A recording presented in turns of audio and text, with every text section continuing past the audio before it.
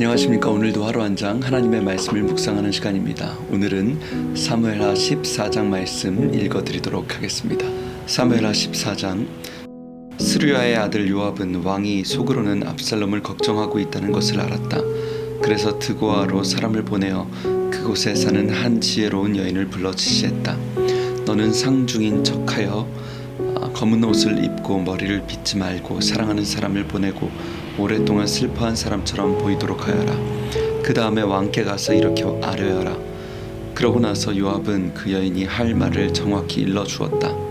드고아 여인은 왕에게 가서 그 앞에 엎드려 절하고 경의를 표하며 말했다.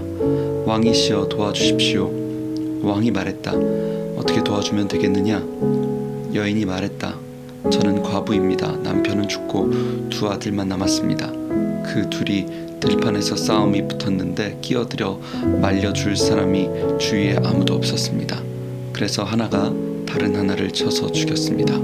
그러자 온 집안이 제게 달려들어 살인자를 내놓아라. 그가 형제를 죽였으니 우리가 그 목숨값으로 그를 죽이겠다고 요구했습니다. 그들은 상속자를 없애 제게 남은 생명의 작은 불씨마저 꺼뜨리려고 합니다. 그렇게 되면 이 땅에 제 남편의 흔적은 아무것도, 그야말로 이름조차도 남지 않게 됩니다. 그래서 이 모든 일로 감히 내 주인이신 왕께 나왔습니다. 그들이 제 삶을 비참하게 만드니 저는 두렵습니다. 저는 마음속으로 이렇게 생각했습니다. 왕께 가야겠다. 왕이시라면 무슨 방법이 있으실 것이다. 왕께서 이 사정을 들으시면 나와 내 아들과 하나님의 유산을 모조리 없애버리려는 사람들의 횡포에서 나를 구해주실 것이다. 또한 이 종은 일찍이 왕께서는 선악을 분별하시는 데 있어 하나님의 천사와 같은 분이시니 이 일에 최종 판결을 내려주실 것이다 하고 생각했습니다. 하나님께서 왕과 함께 하시기를 빕니다. 왕이 말했다. 내가 이 일을 처리해 줄 테니 집으로 가 있어라. 드고아 여인이 말했다. 무슨 일이 일어나든지 그 책임은 모두 제가 지겠습니다. 저는 왕과 왕의 명예에 누를 끼치고 싶지 않습니다. 왕이 말을 이었다. 지금까지 너를 괴롭히던 그 사람을 데려오너라. 더 이상 너를 괴롭게 하지 못하도록 내가 조치할 것이다. 여인이 말했다. 왕께서는 하나님의 이름으로 말씀하셔서 자기 멋대로 정의를 실행하겠다는 이 자가 제 아들을 죽이는 것은 물론이요 그 어떤 것도 하지 못하게 해주십시오. 왕이 말했다. 하나님께서 참으로 살아계심을 두고 맹세한다. 내 아들의 머리카락 하나도 잃지 않을 것이다. 그러자 여인이 물었다. 내 주인이신 왕께 한 가지만 더 아뢰어도 되겠습니까? 왕이 말했다. 말해보아라. 여인이 말했다.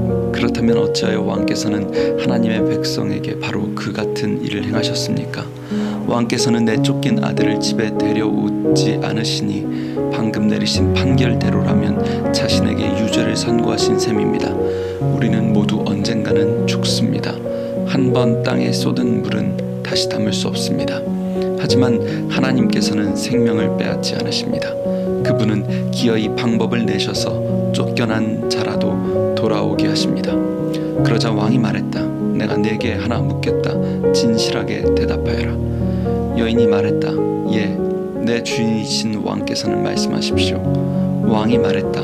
이 일에 요압이 개입되었느냐? 내 주인인 왕이시여, 왕 앞에서는 오른쪽으로든 왼쪽으로든 피할 자가 하나도 없습니다. 그렇습니다. 저에게 이 일을 시키고 이 모든 말을 일러준 사람은 주인님의 신하 요압입니다. 요압은 이 모든 일을 되돌리고 싶어 그렇게 한 것입니다.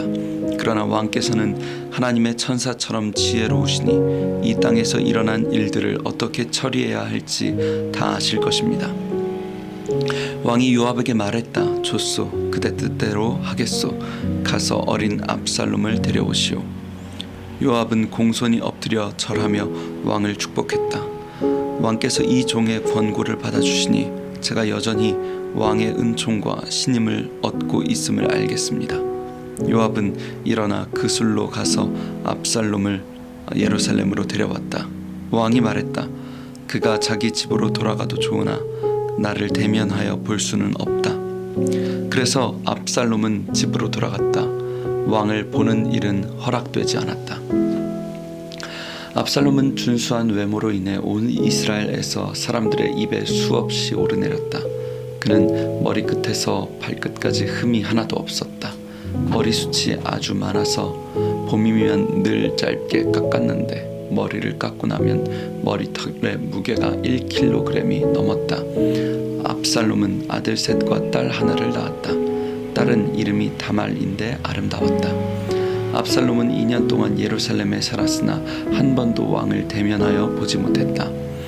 그는 요압에게 사람을 보내어 왕을 보게 해달라고 요청했지만 요압은 미동도 하지 않았다. 그가 다시 사람을 보냈으나 요압의 태도는 마찬가지였다. 그래서 압살롬은 종들에게 말했다. 잘 들어라. 요압의 밭과 내 밭이 서로 붙어 있는데 그가 거기에 보리 농사를 지어 놓았다. 가서 그 밭에 불을 놓아라.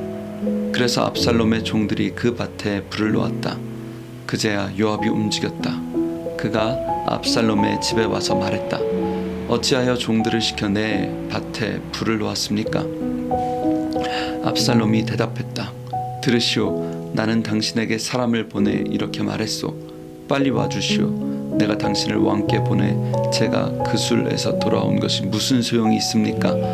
차라리 계속 거기 있는 편이 더 나았겠습니다. 하고 여쭙고 싶소. 내가 왕을 뵐 수 있게 해주시오. 왕이 보시기에 내게 죄가 있다면 나를 죽이셔도 좋소. 요압은 왕에게 가서 사정을 아뢰었다. 압살롬은 그제야 부름을 받았다. 그는 왕 앞에 나아가 공손히 엎드려 절했다. 왕은 압살롬에게 입을 맞추었다. 아멘. 우리 주신 하나님의 말씀을 묵상하며 함께 기도하는 시간 갖도록 하겠습니다.